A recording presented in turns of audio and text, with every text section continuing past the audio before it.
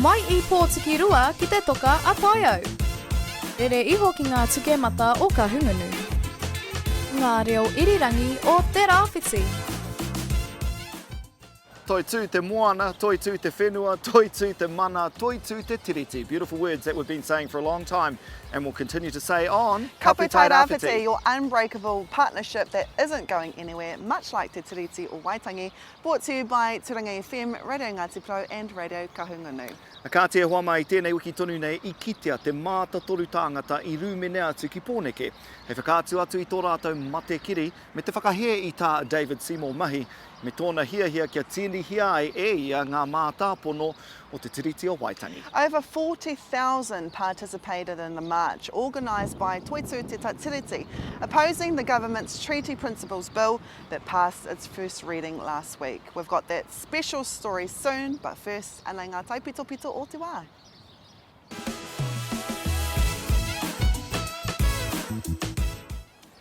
Mōre nei hika mā, kua hokona e kataraina kaiwai I te pakihi nui nei ara ko Tairawhiti Contractors Limited I Tokomaru Bay.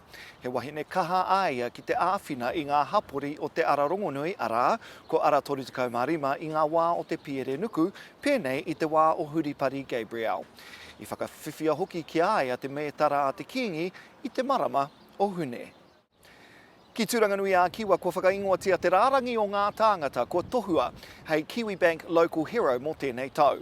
Ko Harata Gibson, aka Auntie Shah, tētahi no te marae o te poho Rawiri, I whakamānua tia ia mō ana mahi āwhina I te hapori I te wā o te he.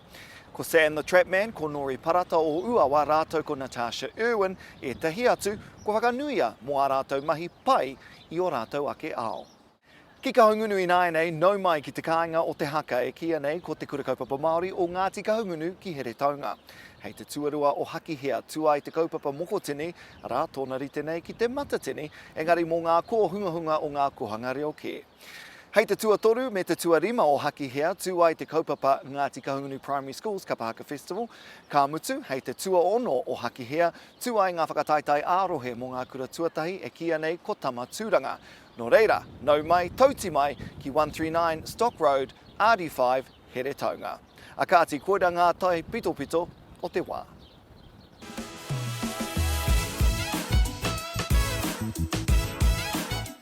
Tūturu he rā kua titi arawatia ki taku ngākau. Yes indeed, Tuesday was a historic day, which was a culmination of a 9-day nationwide Hīkoi traversing from the top of Te Ika Māui and from the bottom of Te Waipounamu. A petition with more than 200,000 signatures was presented that opposed ACT leader David Seymour's Treaty Principles Bill. Nā reira e hoa mā, nōku I reira I kapohia e au wetahi kōrero me etahi atu āhuatanga miharora wātu e kite ai te tūtera mai a ngā iwi, tātou e. Kia mātakitaki ake tātou.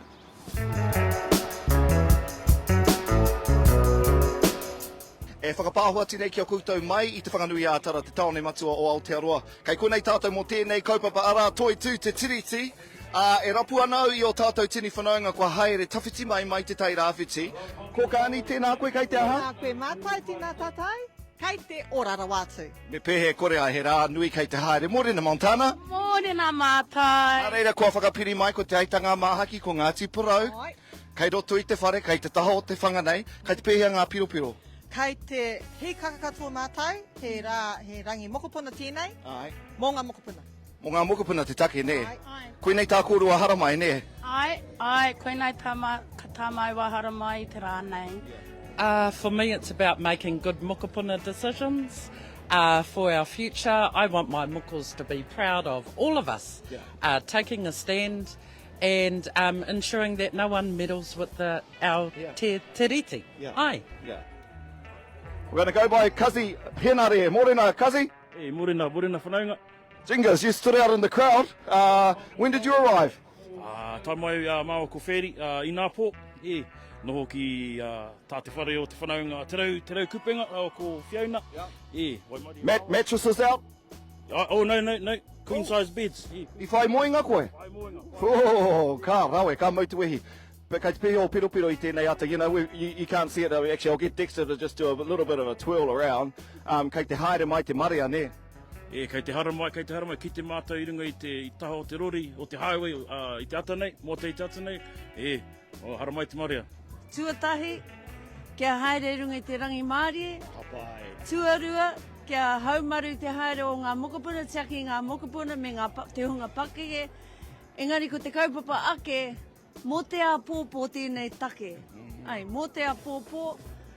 Nō reire te whānau kua tīmata te Hīkoi, a rā Troy Kingi, a hōri, kei te ārahi i te Hikoi nei. Ana kua tū te Hikoi mo te wāpoto, so we just arrived and met up with our other whānau here. And kei te waiata rātou. Mana tangata, mana motu ake.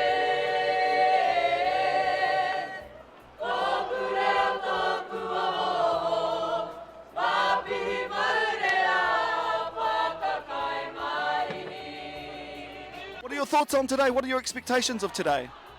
Today it's beautiful. You can really feel the wairua. We've already shed some tears.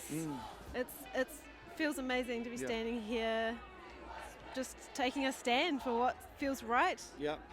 Your tangata tiriti ne? Aye. Yeah. Aye. And we're making our way to Parliament very soon. What do you think about the multitudes of people that have turned up today? Oh, it's incredible, massive. Yeah. I mean, yeah, it just, you could hear it all the way across the city. Yeah. Feels like, yeah, just, whew, it's emotional. Ko tahitanga, eh? Massive, yeah. No, very proud to be here. Me mihi ka tika, ara we te o ngā rangatira o te ao Māori kei tiki te atu au. Ia koro ngā pō o hauraki, taku hoa prāne gloin. Ara, koai tērā, kei wainganui pū i ngā toa nei, ko wetini mitai ngā tai, o te arawa waka, te arawa tangata, me wana toa, ka mau ke te wehi.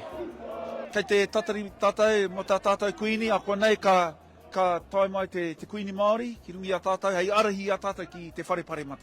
Mahi te kāna ne. Kei ko nei te ao Māori, ko tau mai nei te ao Māori, ki rungo o pōneke, nā hapu, nā iwi kato, tātou kato, ko tau mai nei, mo tēnei kaupapa, tai ori ori. As we make our way to Te Wharepare Mata, Kua Tata, we are very, very close. We're joined now by Te Kuini Māori, ngā waihono i te pō, Hana Rāwhiti Maipi, we just saw them, joined by Rākau Manga.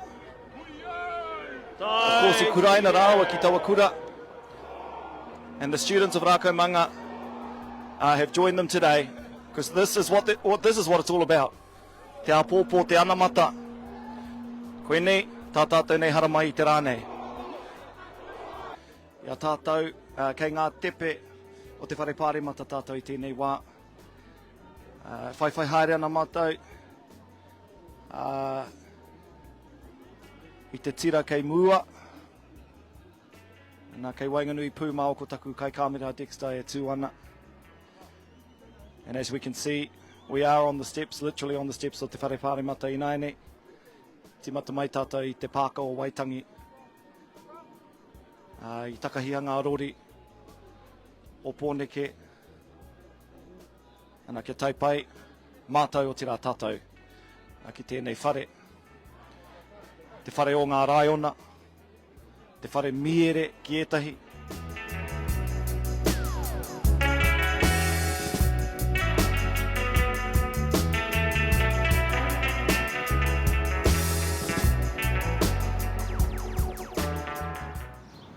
Ka mau te wehi. Kia hoki anō ki tāku I ki atu ai he rā kua titi arawatia ki taku ngākau. Pōpō, tomorrow we meet the talented Crystal Neho and her show, Tangihanga. Radio Kahunga News Rahina Huata visited Crystal to talk about her one-woman show that will be on Kapu Tairawhiti Pōpō, but until then... E te ti, e te tā, Hei hei kona. kona, Toitu, Kapu Tairawhiti.